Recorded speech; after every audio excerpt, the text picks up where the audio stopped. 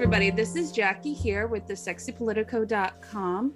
If you like what we're doing and you want to continue following the Sexy Politico, our podcast or our website, all of the links will be provided down below. Please follow us on any podcasting platform or our social media presence. Today we have a guest with us, James Sheridan. You've probably read many of his articles on the sexypolitico.com. And today we're going to be talking about different union issues that are going on in the country today. James, how are you doing today? Doing well, Jackie. Thank you for having me on. So, James, just for people who might not completely understand or haven't read your particular articles about union issues, can you tell us what is a union exactly? Well, here's how I learned about unions. My father served in World War II and in Korea, and when he and other veterans came back to Chicago to work in their ironworkers union, they had found that it was taken over by racketeers. And the vets were not about to put up with that, and so they launched a reform movement. And on election day, my father sat on the ballot box with the slot between his legs, and he made sure that one vote and one vote only went in per each member. And there were a lot of unpleasantries exchanged on both sides. And in the end, the reformers won. And eventually, my father went on to lead that ironworkers union. Sure. When I was a little kid, my father never took me to the baseball game or taught me how to go fishing, but he did teach me about the National Labor Relations Act of 1935, the Wagner Act, which codifies union rights. He taught me about the Taft-Hartley Act of 1947, which in return codified management rights. Right. I learned about injunctions and jurisdictional disputes, and all of that has been useful in my own activities as a union activist, and I don't miss fishing.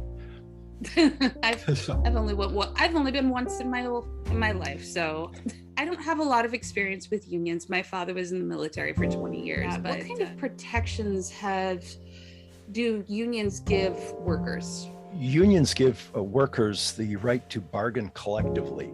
So rather than going in one-on-one, bargaining for wages, benefits, and working conditions, you go in as a group. And a union is, when workers join a union, that union is recognized as the exclusive bargaining agent for those workers. So that there can't be other, you can't have a management union in competition. Across the country, different states have different levels of protections for unions. Am I correct in saying that? Yes. I think I understand that most of the readers and listeners of the Sexy Politico are about 35 years old or younger. Yes. And I think to understand where we're at with the union situation today, we need to travel backwards through the mists of time to 1981, when air traffic controllers went on strike. Their union, PATCO, the Professional Air Traffic Controllers Organization, was on strike for wages, yes, but also for a shorter work week because the work is so stressful, earlier retirement because, again, the work is so stressful. And President Reagan, who was a conservative Republican, said, look, you're part of a public trust here. You can't go on strike. You need to go back to work or else. And a couple of thousand workers went back to work, but the overwhelming majority did not. And President Reagan fired 11,000 air traffic controllers. The immediate effect was that some air traffic resumed. The air traffic controllers, new people were hired to do the air traffic controlling job, and they were trained and eventually got back up to speed. But the signal to employers was, your people don't like your wages, benefits, and working conditions, replace them. And so what we've seen since 1981 is a decline in union membership and a stagnation of wages. Yes, for workers. Absolutely. Now, recently, we've seen a little uptick in the membership in unions, and we've also seen wages go up a little bit. Maybe this is related to the COVID economy, where people are reassessing what it is they want to do with their lives, given some of the changing dynamics of the labor market.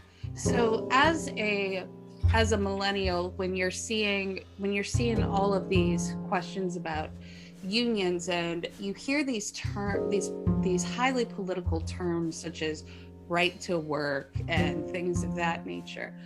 Right to work doesn't sound like a bad thing, but I've definitely learned that right to work isn't the best thing for workers. Can you explain what right to work means for our listeners? Well, they're trying to undercut the unions.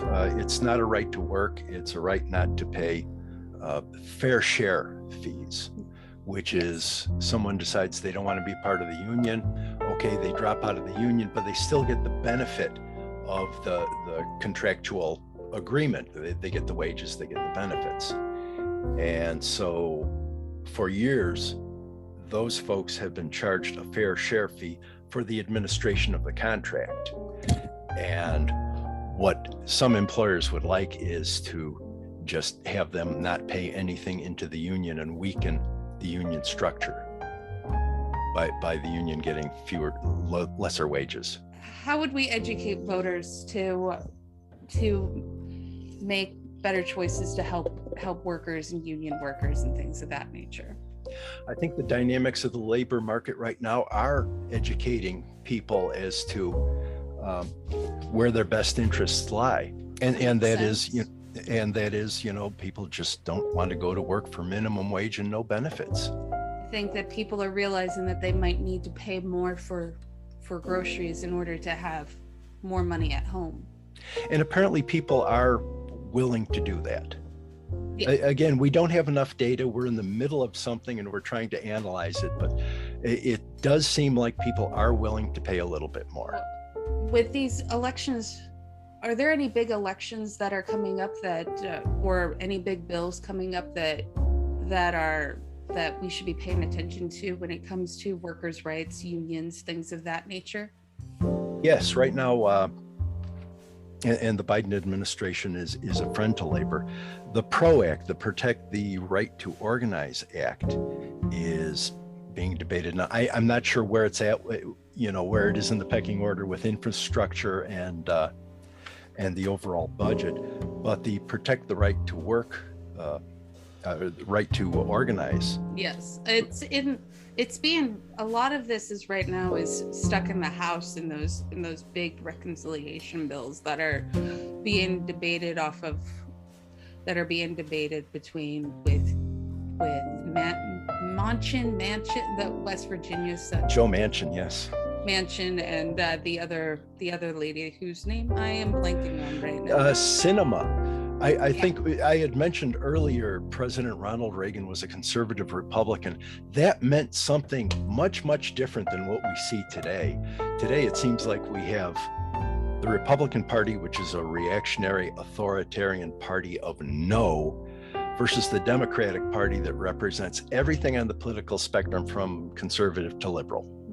The United States really should have about 6 different political parties right now, but the way that our election structure is set up, we only have 2 because having 3rd and 4th parties make it too difficult to get elected.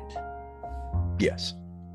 But going back to the PRO Act, one of the aims of the PRO Act is to allow for arbitration and mediation on a first contract. When you bargain your first contract and you can't come to a satisfactory conclusion with management, if it goes on long enough, management's last best offer is put in place. Well, that's an incentive to management to just not bargain. So right. The PRO Act would demand that either arbitration or mediation take place to come up with a first contract. Okay. Mediation meaning that you bring in a neutral third party to help you reach an agreement. Arbitration meaning that neutral third party comes in and will assign a solution to your problem. What are your feelings about the 2022 election and what's 2022 could be devastating going either way. Either the Democrats will get larger majorities and be able to pass their agenda, or if the Republicans win the House and the Senate, as historically they do, we're in for at least 2 more years of nothing. Yeah, we're in for 2 more years. We're in for 2 more years of Trump politicians.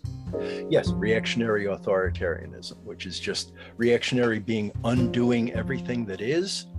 Let's go back to the 1950s. And authoritarian meaning we follow the big man. Whatever the big man says, we follow. He says this on Monday and something different on Tuesday. Well, he changed his mind. No, he didn't. You just do what you're told. Do you think that these large reactions we see in the media are coming from business, or are they just coming from politicians trying to rile up their bases? Well, the media certainly pours gasoline on the fire by the way they cover issues. Absolutely. They're looking for something that's exciting and colorful, kind of like Sesame Street, and loud. And when you're making legislation like right now with the infrastructure bill, that's not entertaining. It is to the some media people. adds to it. Yeah, there are aspects of politics that are like a game or a sport, and I think we always have to remember that this is deadly serious business to some people. Oh yeah, but also not everybody understands the rules. Yes, some of your listeners and readers may be interested in joining a union, and I think they need to be wary that joining a union is not like using a vending machine where you put money in and the vending machine gives you something that you want, in the form of a contract. It's more like a gymnasium membership where you pay your dues so that you can use the gymnasium. You have to go in and do these things yourself. You need to run for office. You need to walk the picket line. You need to mail flyers. Unions are participatory democracy. And it's similarly to joining a political party and actually being involved in politics, as opposed to only being a voter, which is fine, but you want to affect the outcome. To do more. Exactly. Yes, definitely. And you can chip in $3 to your favorite candidate. You can send emails. You can be on social media. You don't have to go door to door because people are reluctant to do that, especially in the COVID economy. It would be interesting to hear Jeff Ward on the COVID economy and how people are kind of shying away from other people. How is that going to affect our election? Will it affect next year? That would be fascinating. He doesn't think it is, but I honestly disagree with him on that to be quite honest. I can certainly see people saying, I'm not going door to door. I'm worried about my health and the health of my family. Yeah. So there's always social media, all sorts of social media outlets, including Meta. What is Meta? Meta is Facebook. Oh, that's Facebook's new thing. That's, oh my gosh. I only read up on that yesterday. So, and pregnant brain is real. Pregnancy brain is real. But do you think, how has social media changed how unions are doing their work?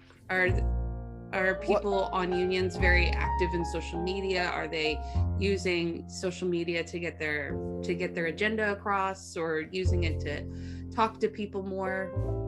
I don't detect that. I have seen social media posts from the two unions I was most active in, AFSCME, which is the American Federation of State, Local and Municipal Workers, and SEIU, the Service Employees International Union. I do see posts from them, but I think for the most part, you've got an old guard who believe in the old ways. And so that will change as millenniums take over leadership roles. I think that will change.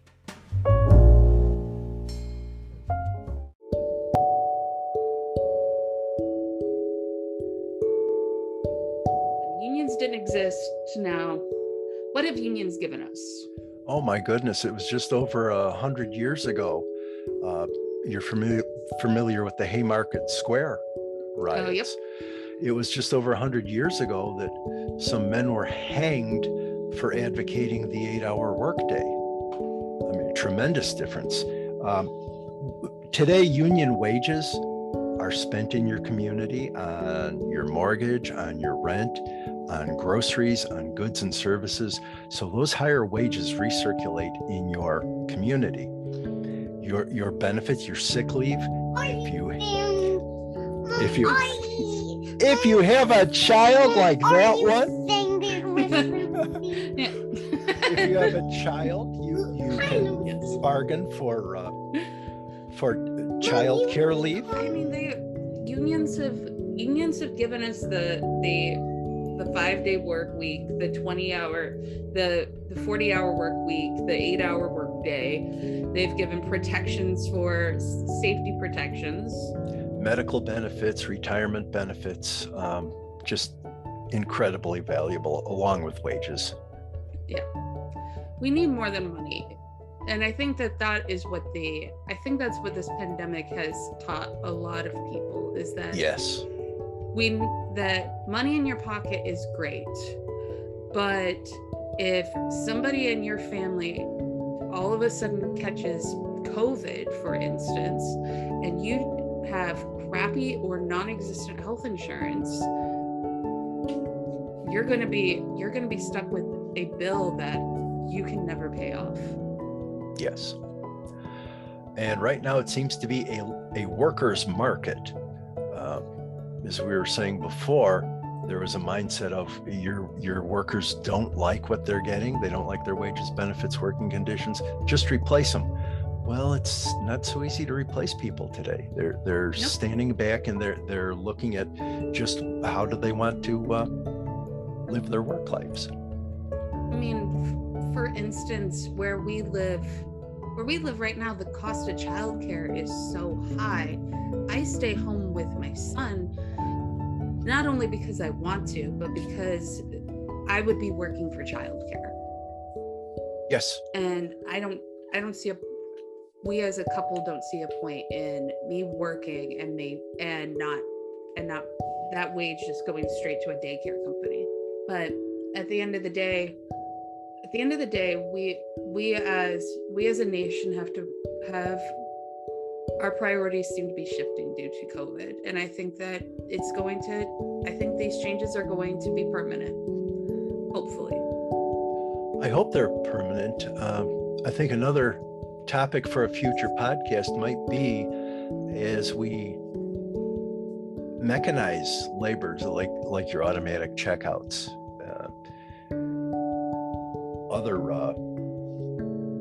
other industrial improvements. As laborers are being phased out of the job market, what do we do about the folks who used to work in manufacturing? What do we do about the jobs that just aren't coming back because robots are doing them?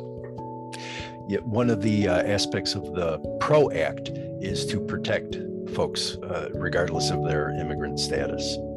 Yeah. I think that at the end of the day, we're going to be paying more for food and for other things. But if we can get higher wages out of that and better benefits, at the end of the day, it'll be a wash. But right now we have one side of the aisle that is going to say no to anything that the Biden administration comes up with right now, and we have a Democratic Party that is not one collective voice, no matter how much Nancy Pelosi tries to crack her whip. The first time I voted on an old-fashioned voting machine where you turn the lever for your candidate, and then when you're done selecting all your candidates, you pull a large lever so that all your votes are tallied. At the very top, there was the option to vote a straight ticket, straight Democrat, straight Republican. I think by getting away from straight party voting, we have candidates who aren't identifiable as Democrat, like Mansion Cinema. If you didn't see the Democratic label, you might not know that they're Democrats. And so you don't have a party agenda that everyone can get behind.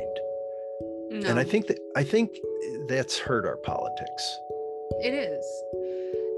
It really has. But also though, it's hurt politics because the Republican side seems to, at the very least, their leadership is much stronger than the leadership of the Democratic side. At least more authoritarian, more the junior members are following, are kowtowing to whatever leadership is saying. Well, I don't think AOC would listen to Nancy Pelosi just to follow the party line. I don't think she would. Sure, it's pretty easy to just follow the leader, isn't it? Whatever the leader says you do. So that's pretty simple there. And if anyone stands up like an Adam Kinzinger, well, there's a saying that the nail that sticks out gets hammered. And on the Democratic side, I think what really hurts is some of the rhetoric that goes over the top or is misleading. I think, as a liberal Democrat progressive, I think defund the police hurt the liberal Democratic progressive movement terribly. It may have galvanized some folks, but it also provided a baseball bat for the other side for them to use on us. Yeah, but to be fair, Republicans are really great with rhetoric. They're great with getting the news, and they're really great at getting elected, but they're really bad at actually getting anything through. Yes. They're really bad at getting any actual policy done. If you actually look at what the Trump administration did, I mean, they push that tax policy through, and they push their Supreme Court justices through, but everything else was just nobody was paying attention. Right. Had Hillary Clinton been elected president all those years ago, we wouldn't have the Supreme Court mix that we have now. And I'm afraid liberal progressive folks like us have ourselves to blame for that. So many people sat on their hands instead of voting for Hillary Clinton because she just wasn't pure enough, or they didn't like her personality, or whatever. You're voting for the agenda, really. I mean, any candidate's going to be flawed in some way, but you're voting for that agenda. That's something that I receive a lot of emails from 20-year-olds who want to write different articles, and they talk about how bad Biden is, how they're not good enough, how it's not X, Y, or Z enough, and I'm just sitting there going, your politics isn't just about making you happy. You have to make this larger base happy, and you're not going to find one candidate that is absolutely perfect. And what you have to hope for, and there is some hope when you're voting. There is some hope that this person is going to at least fulfill 50% of their promises, because no candidate can fulfill 100% of their promises, and none of them can do it in 1 year. Biden has a great line. He says, "Don't compare me to the Almighty, compare me to the alternative." And we're going to have a pretty stark alternative next year. Absolutely, because we have 2022 we have 7 states right now that are voting. Virginia being pretty close to where I live right now, and I mean, I've been sending out emails and text messages to friends just to remind them to vote, and 7 other states are voting right now, and then 2022 is going to be huge. It's absolutely going to be. It's going to be a huge election, I think, and hopefully we'll have a repeat of 2018, where more Democrats get elected, more women, more people of color, more different voices. But Democrats are notoriously lazy in voting in non-presidential election years. That, and I think, like you indicated before, the candidate's not pure enough for me. Well, everyone is flawed. Everyone is flawed. Everybody has a past, and hell, with social media, even 30-year-olds are getting in trouble for things that they did on social media when they're 15. Yes. I mean, honestly, social media is going to become the new gotcha. Well, it already has been, but for politicians, as politicians are getting younger, you're going to have people pulling up tweets from 2010 saying, "Look at this horrible thing you tweeted when you were 14 years old." Yes. And how the media covers issues is just critical in how people perceive our politics. We'll see what the Virginia race, what kind of coverage the Virginia race gets. It's, what does it mean for Trump? What does it mean for Biden? Is it the end of the world, if it goes one way or the other? It's just such, it's entertainment. It's not political analysis. No. I mean, right now, my Instagram feed and things of that nature are just filled with people reminding Virginians to vote, early voting, things of that nature. But we'll see what actually happens, because the polls are saying that it's neck and neck, that Western Virginians are voting, not West Virginians, Western Virginians. Well, it'll be interesting to see if Republicans can sort of peel themselves away from Trump, or if they want to. I don't know if they want to. They have so many safe areas, states that are safe. You know which ones they are. They're the ones with the high COVID rates. Yep. And, that it's like a 40% sure thing. It really is. And politicians want to get elected more than right now. It feels like some politicians just want to get elected as opposed to actually govern. That's my personal opinion, though. I agree. So thank you, James, for this wonderful discussion about unions and current political life.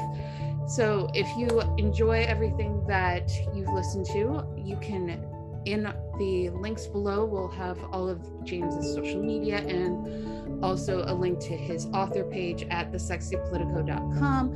You can also take a look at previous articles that James has written. Thank you for listening to the Sexy Politico podcast. Everybody, please stay safe, stay sexy. Bye.